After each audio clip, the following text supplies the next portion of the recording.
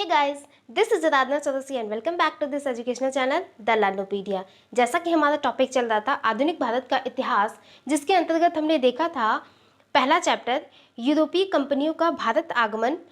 ये चैप्टर हमारा कंप्लीट हो चुका है और इसी क्रम में अब हम दूसरा चैप्टर देखेंगे, उत्तर मुगल काल में नवीन राज्यों का उदय। इसके पहले की वीडियो में आप देखेंगे सबसे पहला पार्ट इसका बंगाल, उत्तर मुगल काल में नवीन राज्यों के उदय के अंतर्गत बंगाल का किस प्रकार से उदय हुआ और फिर ये अंग्रेजों के अधीन हुआ।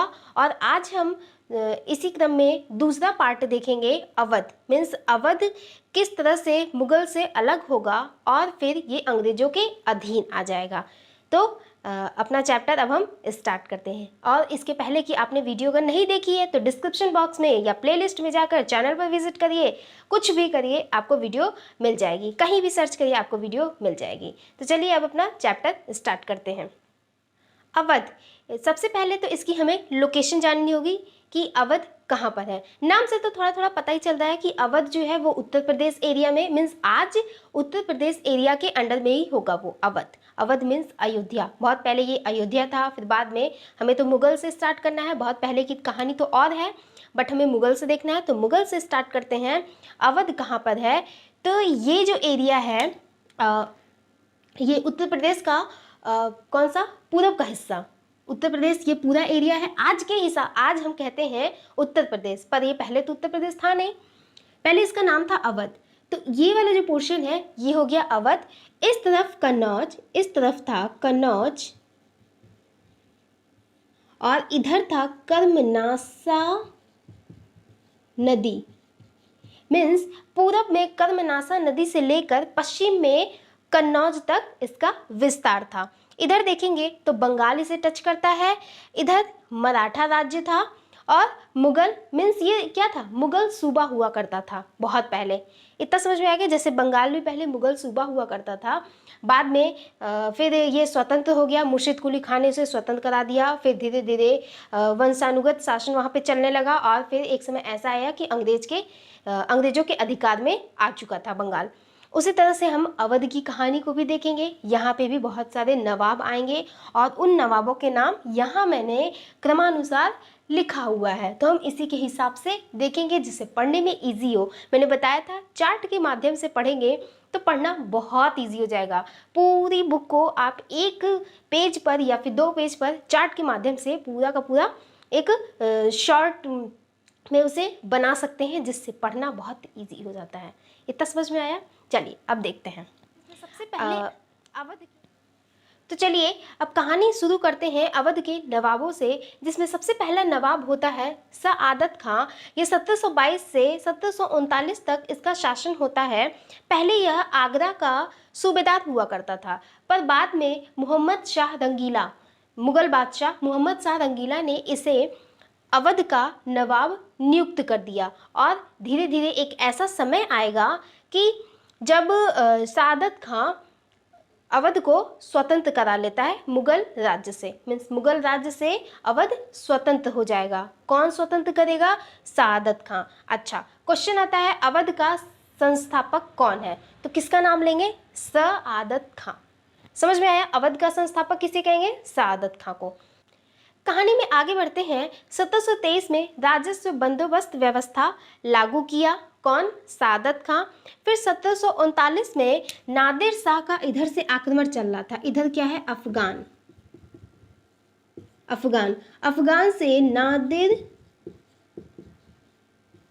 शाह का आक्रमण होता था दिल्ली पर। तो दिल्ली के राजा ने मोहम्मद शाह, मीन्स बादशाह मोहम्मद शाह ने नवाब को बुलाया, सआदत खां नवाब को बुलाया, कहा कि तुम दिल्ली आओ और हम लोग मिलकर आक्रमण की तैयारी करेंगे, क्योंकि नादिर शाह ने बहुत परेशान किया है। अच्छा, तो नवाब बोला ठीक है मैं आता हूँ। वो आया, वो क्या किया? नादिर शाह की तरफ हो गया, मीन्स नादिर शाह से हाथ मिला लिया। मिलाना किससे था हाथ? मोहम्मद शाह रंगीला से, बट हाथ किससे मिलाया? नादिर शाह से। अच्छा, मिलाया हाथ। नादिर शाह ने बोला अच्छा जब मैं तुम्हारा साथ दूंगा तो तुम मुझे क्या दोगे? इसने कहा कि तुम मुझे दिल्ली तक पहुंचाओ, मैं तुम्हें 20 करोड़ रुपए दूंगा। क्लियर है इतना? 20 करोड़ रुपए दूंगा। नादिर शाह बोला ठीक है। अब युद्ध होता है और इसी तरह से आक्रमण चलते रहते हैं। अंत में क्या होता है, नवाब 20 करोड़ रकम नादिर शाह को दे नहीं पाता है। इस शर्म की वजह से वो आत्महत्या कर लेता है, जहर खा लेता है और आत्महत्या कर लेता है। तो इस तरह से सादत खां की वहाँ पे मृत्यु हो जाती है।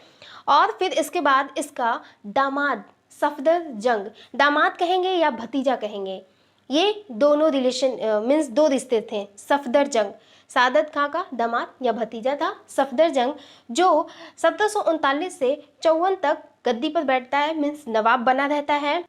इसके बाद आता है शुजाउद्दौला, 1754 से 75 तक ये रहता है। शुजाउद्दौला काफ़ी इंपॉर्टेंट है। सादत खां क्यों इंपॉर्टेंट है? क्योंकि ये संस्थापक है। फिर इसके बाद शुजाउद्दौला, शुजाउद्दौला के समय भी बहुत सारे चीज़ें होती हैं, ये भी काफ़ी इंपॉर्टेंट है। शुजाउद्दौला 1754 से 1775 तक गद्दी पर बैठता है। इसी के टाइम पर 1761 में पानीपत का तृतीय युद्ध होता है, जिसमें एक तरफ रहता है अहमद शाह अब्दाली और दूसरी तरफ रहता है मराठा, मीन्स मराठा रहते हैं और एक तरफ रहता है अब्दाली। स्क्रीन पर लाइन चल रहे होंगे, आपको दिख जाएंगे। एक तरफ अब्दाली और दूसरी तरफ मराठा, और शुजाउद्दौला साथ देता है अब्दाली का। अच्छा, अहमद शाह अब्दाली कौन है? मराठा तो समझ में आ रहे हैं, अहमद शाह अब्दाली कौन है? ये भी एक अफगान रहता है। इस समय जब अवध का ये सब चल रहा था तो बहुत सारे अफगान इधर आक्रमण करते थे, क्लियर। और इन अफगानों का साथ देते थे ये अवध के नवाब। समझ में आया? मीन्स एक तरह से साथ देते थे, फिर उन्हें बुलाते भी थे कि आओ आक्रमण करो, हम तुम्हें ये देंगे, तुम हमें ये दो। इस तरह से सौदे चलते रहते थे। तो शुजाउद्दौला अब्दाली की तरफ से रहता है। अच्छा, फिर इसके बाद 1764 में बक्सर का युद्ध होता है। जब मैंने बंगाल को बताया तो उसमें बताया था कि बक्सर के युद्ध में एक तरफ तो अंग्रेज रहते हैं और एक तरफ ये 3 लोग रहते हैं। एक तरफ रहता है कौन? बंगाल का मीर कासिम। फिर दूसरा कौन रहता है? ये शुजाउद्दौला, शुजा। और तीसरा कौन रहता है? मुगल बादशाह। क्लियर है इतना? तो ये 3 लोग रहते हैं और अंग्रेज की तरफ से हेक्टर मुनरो लीड करता है, जिसमें अंग्रेजों की जीत होती है। मीर कासिम भाग जाता है, शुजाउद्दौला अपने राज्य वापस आ जाएगा, अवध वापस आ जाता है। तो ये चीज़ें होती हैं बक्सर के युद्ध में, जिसमें शुजाउद्दौला भी पार्टिसिपेट किया रहता है। बक्सर के युद्ध के बाद इलाहाबाद की दूसरी संधि होती है। पहले संधि को मैंने बंगाल वाले में बताया है और दूसरे संधि को अब हम यहाँ देखेंगे। वैसे उसमें भी एक्सप्लेन किया है, बट एक बार फिर से हम दूसरी संधि को देख लेते हैं, जो 1765 में होता है। दोनों संधियाँ 1765 में हुई हैं, 4 दिन के अंतर पे हुई हैं। तो 1765 में ये होता है, इसमें एक तरफ रहता है लॉर्ड क्लाइव और दूसरी तरफ ये शुजाउद्दौला रहता है, और अवध को लेकर यहाँ पे ये संधि होती है। अच्छा, तो इस संधि में क्या रहता है कि इलाहाबाद और कड़ा क्षेत्र ये अंग्रेज के अधीन होगा। इतना समझ में आया? इलाहाबाद और कड़ा अंग्रेजों के अधीन होगा, और चुनार का दुर्ग मीन्स चुनार का जो किला था वो अंग्रेजों के अधीन होगा, वो भी अंग्रेजों के अधीन, और कर मुक्त अब व्यापार भी करेंगे। अभी तक तो बंगाल से ही कर रहे थे, अब अवध में भी कर मुक्त व्यापार करेंगे। कौन? अंग्रेज। तो इस शर्त पर यह संधि होती है। फिर 1773 में बनारस की संधि होती है। बनारस की संधि में एक तरफ वॉरेन हास्टिंग्स रहता है और दूसरी तरफ शुजाउद्दौला रहता है। Warren Hastings, Shujauddaula. इसमें रहता है कि अंग्रेजों ने जो इलाहाबाद और कड़ा क्षेत्र अवध से छीन लिया था, अब वापस कर देते हैं 50 लाख रुपए पर। मीन्स शुजाउद्दौला ने 50 लाख रुपए दिया अंग्रेजों को और इलाहाबाद और कड़ा वापस प्राप्त कर लिया। इतना समझ में आया? इलाहाबाद की संधि में चला गया, बनारस की संधि में वापस आ गया। इसके बाद इसका पुत्र गद्दी पर बैठता है आसफ उद्दौला।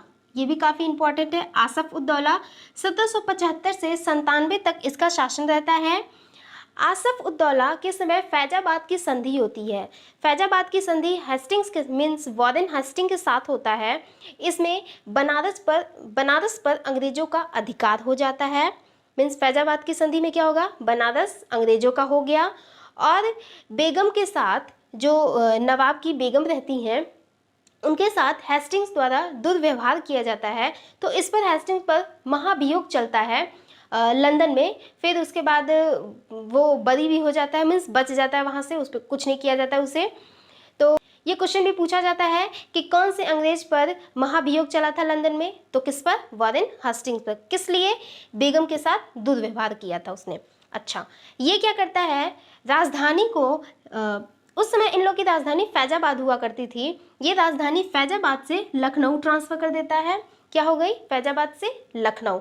और ये बहुत सारे निर्माण करता है लखनऊ में, जैसे मलिक भवन, दौलत खां, बिना खंभों वाला बड़ा इमामबाड़ा जिसे आज हम भूल भुलैया कहते हैं, और रूमी दरवाज़ा, ये सारे के सारे लखनऊ में हैं। किसने बनवाया है, आसफ उद्दौला ने। समझ में आया इतना। इसके बाद आता है इसका पुत्र वाजिद अली, जो 1797 से 98 तक रहता है। अंग्रेज इसे चुनार किले में कैद कर लेते हैं और वहीं पे इसकी मृत्यु हो जाती है। अब देखते हैं कहाँ चले, 98 तक है, 97 से 98। टाइम के हिसाब से देखिएगा, यहाँ देखेंगे तो समझ में नहीं आएगा, फिर आप पहले इसको पढ़ेंगे फिर आप इसको पढ़ेंगे, फिर कहेंगे कि कौन सा पढ़े, तो इसलिए टाइम पीरियड के हिसाब से आप देख के पढ़ेंगे तो ये चार्ट समझ में आएगा। जैसे मैंने लिखा है 75 से 97, 97 से 98, 98 के बाद देखिए कहाँ जा रहा है, यहाँ पर आएंगे। 1798 से 1814 तक सादत अली खां सेकेंड, ये फर्स्ट है, सादत खां फर्स्ट, सादत खां सेकेंड। समझ में आया। इसका शासन आता है 1798 से 1814 तक।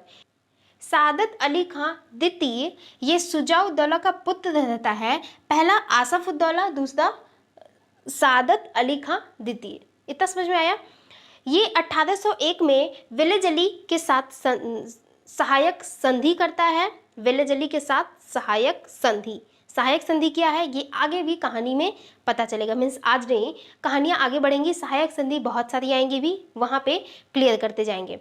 इसे राजा की उपाधि दी जाती है और इलाहाबाद अंग्रेजों का हो जाता है, मीन्स इसी के शासन में इलाहाबाद फिर से अंग्रेजों का हो जाता है। समझ में आया। बनारस भी अंग्रेजों का हो चुका है, इलाहाबाद भी अंग्रेजों का हो चुका है। इसके बाद आएगा इसका पुत्र गाजी उद्दीन हैदर अली खां, ये 1814 से 27 तक गद्दी पर रहता है। ये सादत खां का पुत्र रहता है और हेस्टिंग ने इसे बादशाह की उपाधि दी। इसे कौन सी उपाधि मिली, राजा, और इसे मिली बादशाह। और हाँ, यहाँ पर सादत खां को बुरहान उल मुल्क, बुरहान उल मुल्क की उपाधि मिली रहती है। इसके बाद आएगा इसका पुत्र नसीरुद्दीन हैदर, जो 1827 से 37 तक रहेगा। फिर मोहम्मद अली शाह 1837 से 42 तक, और फिर अमजद अली शाह 1842 से 47 तक।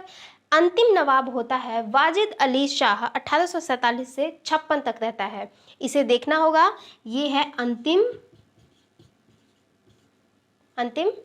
ये अवध का अंतिम नवाब रहता है। और जेम्स आउटरम की रिपोर्ट के आधार पर इस पर कुशासन का आरोप लगाकर इसे बंदी बना लिया जाता है और कलकत्ता के किले में कैद कर लिया जाता है, वहीं पर इसकी मृत्यु हो जाती है और अवध स्वतंत्र हो जाता है इन नवाबों से और अब अधिकार हो जाता है अंग्रेजों का। 1856 में अंग्रेज इस अवध को अपने राज्य में विलय कर, मीन्स अंग्रेजी शासन के अंतर्गत ले लेते हैं और वाजिद अली की अब मृत्यु भी हो गई, तो अब कोई बचा नहीं। फिर क्या होना है, परिणाम ये होगा, मैंने बताया 1854 का, मीन्स वाजिद अली 1854 में मरा।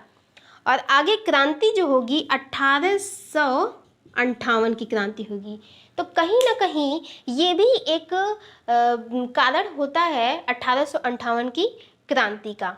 समझ में आया। 1858 की क्रांति तक ही हम पहुंच रहे धीरे धीरे कि कैसे छोटे छोटे राज्य से लड़ाइयाँ होती हैं, अंग्रेज अधीन करते हैं, तो फिर एक ही साथ वो गुस्सा फूटेगा, हम 58 तक पहुंचेंगे धीरे धीरे करके एक एक राज्य को देखते हुए। तो आई होप आपको ये कहानी समझ में आ गई होगी। इसी तरह चार्ट के माध्यम से पढ़िए, समझ में आएगा। इसमें बहुत ज़्यादा इम्पॉर्टेंट नहीं है, बस कुछ नवाबों के नाम आप देखिए, जिसमें सआदत खां को देखिए क्योंकि ये संस्थापक है।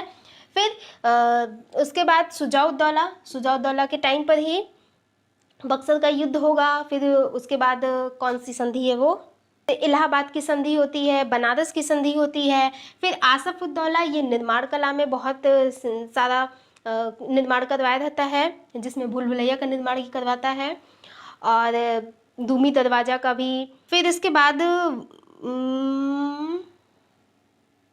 सीधा ये मीन्स अगर आप देखें सआदत खां, फिर सुजाउद्दौला, आसफउद्दौला, वाजिद अली शाह, बस इतना ही। ये 4 नवाब काफ़ी इंपॉर्टेंट है। बाकी सब में बहुत ज़्यादा पूछा नहीं जाता है, बहुत ज़्यादा काम नहीं हुए इनके टाइम पे। तो आई होप सब कुछ समझ में आ गया होगा। मिलेंगे फिर नेक्स्ट वीडियो में, तब तक के लिए आप अपना ध्यान रखिए, खूब सारा पढ़ाई करिए। एग्जाम सारे के सारे आएंगे, एक साथ आएंगे, लोड बढ़ जाएगा। पढ़ते रहिए, मस्त रहिए, खेलते रहिए। मिलते हैं नेक्स्ट वीडियो में, तब तक के लिए टेक केयर, बाय बाय।